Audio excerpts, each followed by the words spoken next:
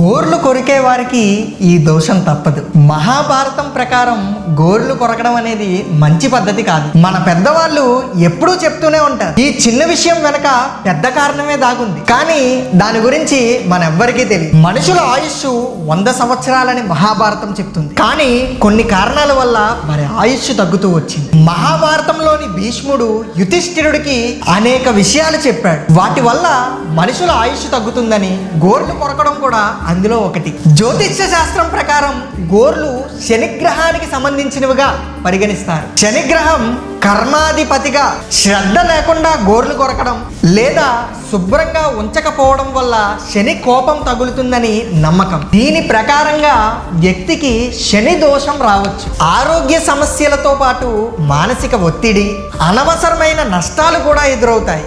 గోళ్ళల్లోకి బయట మట్టి ధూళి చేరుతూ ఉంటుంది. ఆ మట్టిలో ఎంతో ప్రమాదకరమైన బ్యాక్టీరియాలు, వైరస్లు ఉంటాయి. మనం గోర్లు కొరికేటప్పుడు అవి నేరుగా మన నోట్లోంచి శరీరంలోకి ప్రవేశించి పేగులు, కాలేయం, కిడ్నీ వంటి ముఖ్యమైన అవయవాలను దెబ్బతీయవచ్చు. అందుకే సైన్స్ పరంగాను శాస్త్రం పరంగా కూడా గోర్లు కొరకూడదు. మీకు తెలిసిన వాళ్ళలో ఇలా గోర్లు కొరుకుతూ కనిపించే వారికి ఇది షేర్ చేయండి. జై సనాతన ధర్మ, జై శ్రీరామ్.